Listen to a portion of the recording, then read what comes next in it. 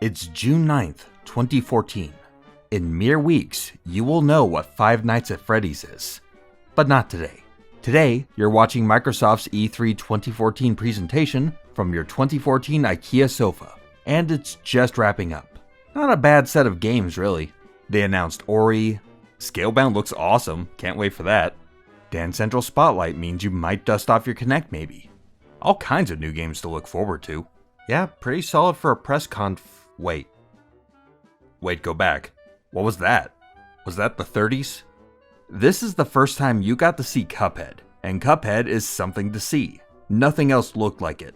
For the next 3 years, it'll be a highly anticipated game, and all it took was 2 seconds in a sizzle reel. That's the power of style. In a time when most of game development seems shaky, when the cost of chasing photorealism keeps going up, when building any game seems risky as hell, and the cost of the hardware to run it keeps getting more expensive, it's good to remember that there is another, cheaper, and really much more fun path. Style. There is no substitute. It's not just for the true artistes of the indie dev scene. It's not just a nice to have. Modern games need style. Game devs can use style to their advantage. Even if you don't go all out like the Cuphead developers did, style can help you make a game that's easier to build, more sustainable, more eye-catching, way more possible for a small team to do, and still maybe even wind up with a work of art that can shake the foundation of the industry. Today, we're talking about style in games, and what style can do for you.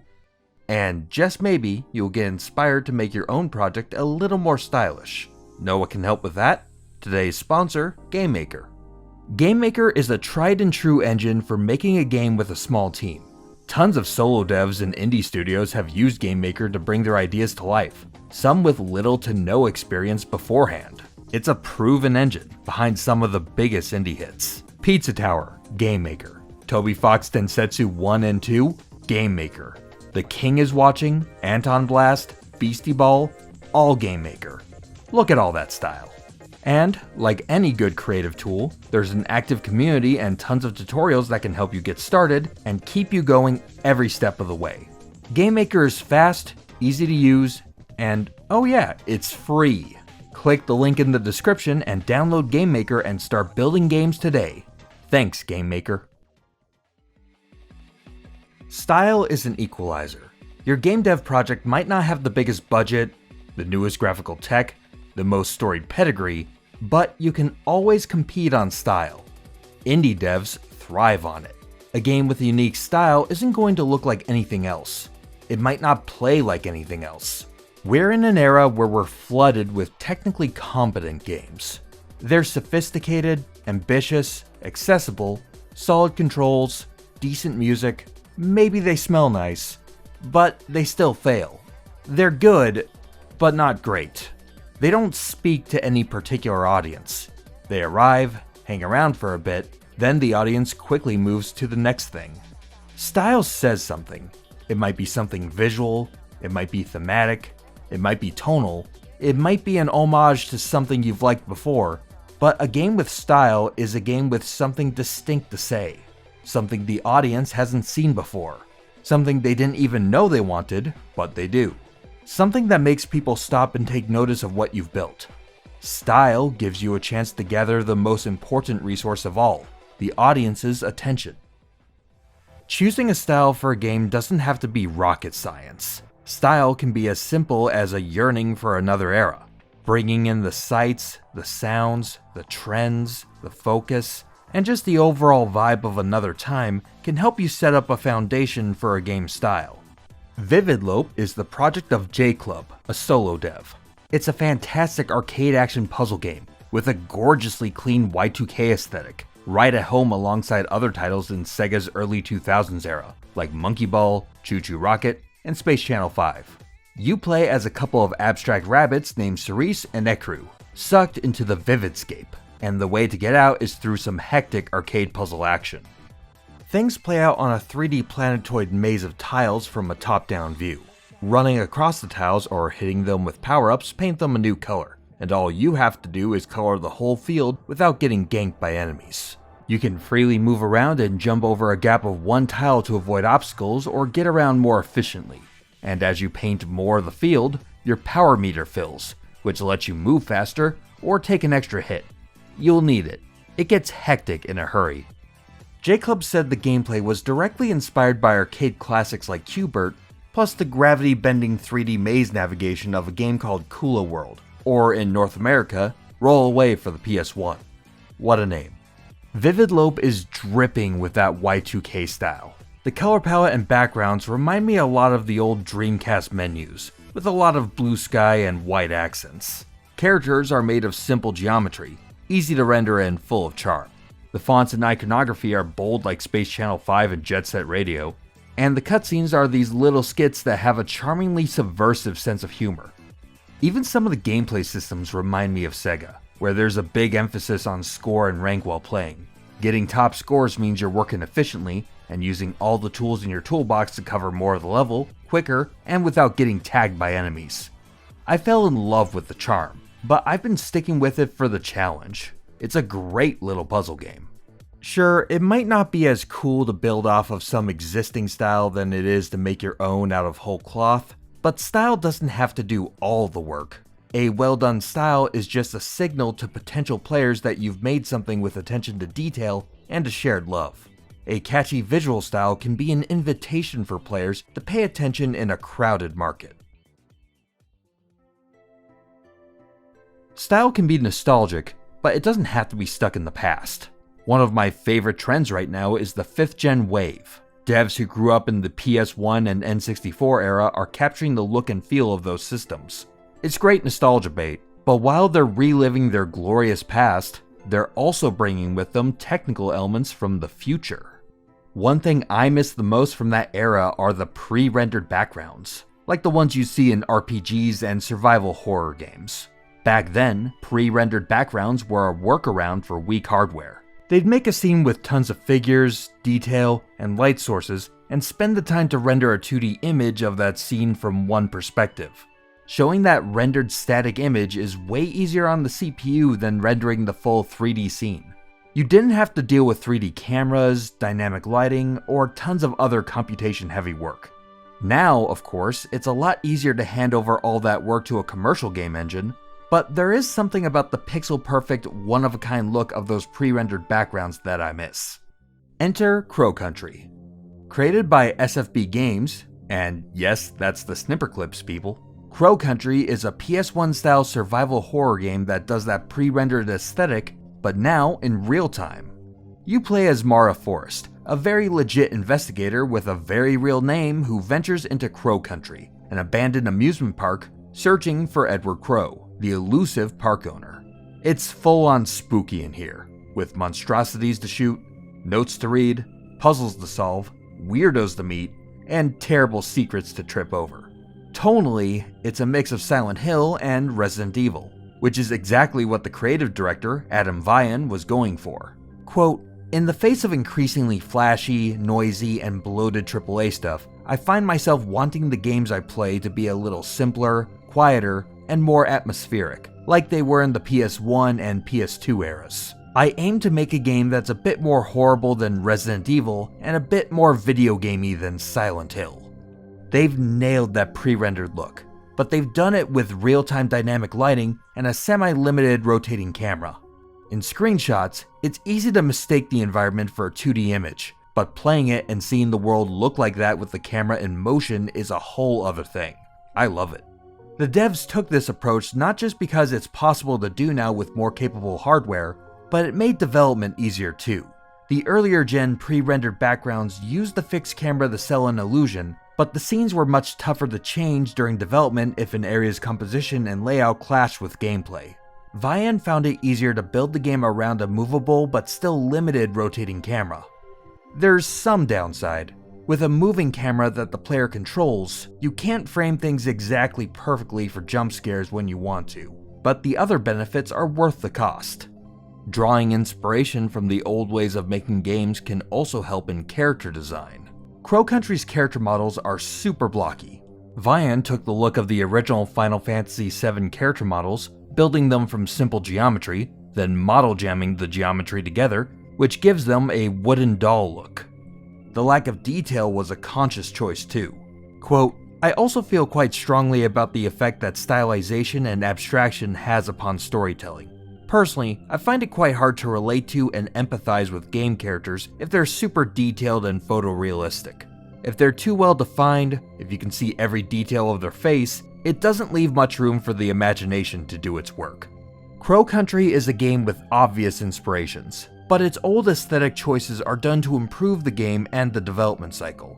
It's taken the cool look and the tonal elements of the past, combined it with the tools of the present, to get something that feels like it belongs in both eras. Style doesn't have to come at the expense of substance. You can tell as complex and mature a story as you want, and put it in a dramatic style, and that can tie it all together. Mouthwashing was on our Games of the Year 2024 list, and I may have undersold it. It's a very well-crafted game, with a narrative that you'll have to chew on for a while. It's another top-tier PS1 throwback horror game, and the devs at Wrong Organ had the perfect game to pair with this style. A small spaceship is going through just a bit of a disaster, and the game weaves through it all. Unreliable narrators, flashbacks, and plenty of characters trying to fix it. The game's core premise comes from the studio's personal experience working on a previous game that was never finished, and the hard lessons learned from trying to save a doomed project. It was that state of a team of people trying to convince ourselves we can still fix this if we just try harder. The game doesn't need to be a graphical powerhouse. The story is told with low-poly model characters and low-res textures in confined spaces. Facial animations are just swapping textures for other textures. It doesn't need full motion capture hyperrealism. In fact, it can make it easier to do interesting artistic things. The art style plays a part in selling the game's trippy flashback effects and breaks from reality. Johanna Kasurinen, the game's art lead, agrees. Quote, "You can start bringing in horror elements in a much less suspension of disbelief manner than you would if you were doing really high realistic graphics." Mouthwashing's effects look more in place in this PS1 throwback style than they would in a photorealistic space mystery like Fort Solace.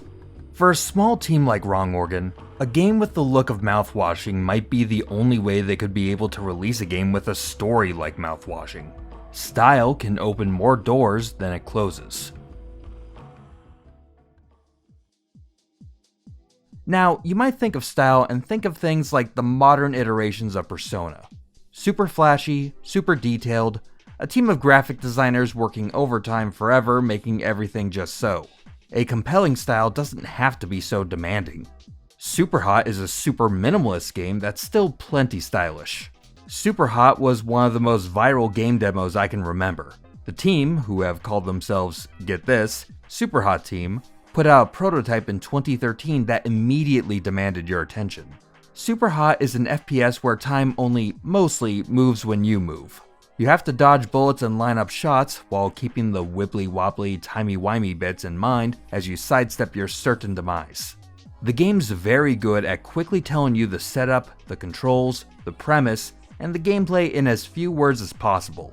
The MS-DOS-like UI, the white, untextured environments only broken up by red highlights for danger, the fisheye lens on everything, and the staccato sound effects all match the minimalist aesthetic. The interface gets out of the way, so you can spend time doing cool bullet time effects, coming out with trick shots, and watching your guy dance around danger in the full speed replays you get to watch once you beat a level. The full game isn't super long, but there's no strict time requirement for a game to be worth playing. It's a minimalist experience, a short story about free will and addiction, that didn't need to run 40 hours to get the point across, and doesn't overstay its welcome. Plus, an endless mode to let you stick with the gameplay as much as you care to. With the amount of style the game has, that can be enough. Your game can be a firework. Unless you've got a spare multi-million-dollar ad campaign lying around, there's no more effective tool for marketing than great word of mouth. Friends telling friends about the game they just bought, and those friends telling their friends. Style can be a game's marketing campaign, and sometimes it's the only one an indie studio gets to play with. But to get that cycle to kick off, you have to get people to talk about your game. Did you see that puzzle game that looks like a subway station map? Oh man, have you seen that 90s cartoon platformer with the pizza guy going nuts? Wow, look at this Greek pottery looking game. That's crazy. You have to get people to care enough to bring it up organically. And what better conversation starter than a cool style? Hey, did you see that game that looks like the Zelda CDI cutscenes? Arzette is a side-scrolling platformer, with a little bit of combat and a little bit of Metroidvania for flavor, but the base is all a love letter to Faces of Evil and Wand of Gamelon. They've got some of the Zelda game's original voice actors to perform. Such tranquility could not last. It looks like the real thing and follows many of the same design conventions and mechanics, without pulling any punches. It runs and plays much better than its source material. It's not the most innovative side-scroller I've ever played, but all of this style still gave Arzette the chance to stand out in a very crowded market. It's not like everyone loves the Zelda CDI games for the gameplay anyway. It's all about this particular brand of animation. These quirks and charms. Where else are you going to get something like this? There are better platformers, better Metroidvanias, better action games, but none that look like this. The style is Arzette's biggest selling point, and it's executed with enough skill that the style is an enormous part of why thousands of people have bought and played it. Is it for everyone? No, but something niche is way better than something forgotten. Ironically, in game dev, there is no safety in playing too safe. Nothing is more likely to destroy a game's chances of success than making something forgettable. Something that doesn't say anything specific. You have to inject yourself into a game. Only you are you. Your tastes, your opinions, your choices of what should or shouldn't be in your game all add up to build a personal style. And if you do it just right, that personal style can be a calling card that draws people to your projects for decades. Goichi Suda, or Suda51, is the founder of Grasshopper Manufacture, and the studio's success over the years is due in large part to how he's able to inject his personal style into each of his company's games, like any auteur in film or TV would. Suda's style feels like a collage, from Killer 7 to the No More Heroes trilogy, through to his newest game, Romeo is a Dead Man. The games are less about the destination, and more about the journey you'll take scene to scene. The story is going to jump around all over the place as an excuse to have set pieces that Suda thinks are cool and fun. And if you're willing to roll with it, you get to play some stuff you can't find anywhere else. They'll even jump in the middle of their own story. The first half hour of Romeo is a Dead Man is treated like a last episode recap that just briefly summarizes the game's opening events. Quote, I try to think about how video games are supposed to be, and then basically avoid that as much as I can and hope it works out well. And while this doesn't necessarily succeed every time, I always try to ensure that people can get an experience they can only get from a Grasshopper game, not from any other video games or movies or music or what have you. Suda51's games are a hodgepodge of topics, tones, and styles, and the UI and cutscenes are done in a sort of mixed media way, in a wide variety of styles. Killer 7 mixes a rail shooter, an adventure game, and survival horror. Romeo will just jump from a 3D action game style into a top-down 2D adventure game when exploring the hub area. Here and there, back and forth, whatever's fun. It's really a grab bag of his personal interests. Maybe there's an argument before a major boss about projection mapping and filmmaking techniques. Romeo's cutscenes are sometimes done in a Western motion comic style. No More Heroes 3 also has irrelevant scenes where characters are just gushing about Takashi Miike films in a podcast format. There are tons of homages to tokusatsu, Super Sentai, and pro wrestling. It's a window into what he's thinking about right then. No More Heroes 3 opens with Travis reminiscing about a non-existent video game and its fake development history. One of the main villains of No More Heroes 3 is Damon Riccatello, a direct parody of former EA CEO John Riccatello, inspired by Suda's frustrations with the executive meddling that shaped his game Shadows of the Damned. This scene's just a Rocky-style workout montage. You never quite know what's gonna happen next. It's not just random for the sake of random either. The writing seems goofy and irreverent on its surface, but there are a lot of interesting details to chew on in these scenes, and there's plenty of characterization you can untangle from Suda's choices. There is no one else who could make exactly these games. But still, he's not working alone. Often, discussions of authorship can gloss over the contributions that the rest of the team makes towards the final game. At some point, the personal style morphs from specifically Suda to that of Grasshopper Manufacture as a team, and he's just a large contributor to that style. Quote, "They're the ones that really bring out the Suda 51-ness in the games, which honestly makes it not just a Suda 51 style game, but a Grasshopper style game." Everyone has a style somewhere inside of them. A great team can refine it, combine it, and share it with the world. Does having style guarantee that your game will succeed? Of course not. But what's your alternative? Having some vision, some cohesion between game elements, some signal that you're going for a thing, at least that'll give you a leg up on the rest of the poor suckers who are trying to compete with cash grabs, shovelware, and no heart. It's tough out there for game devs. You need every advantage you can get. The comments section on this one's going to be fun. Head down there now and let's talk about your favorite stylish games. Nostalgic, cohesive, flashy, weird, or just fun ideas. Let the people know what to look for next and help support your favorite indie devs along the way. Style isn't a compromise. It's not an optional add-on. It's not a gimmick. Style can make a game. Pour your heart into making something unique and uniquely your own, and you might just spark something amazing.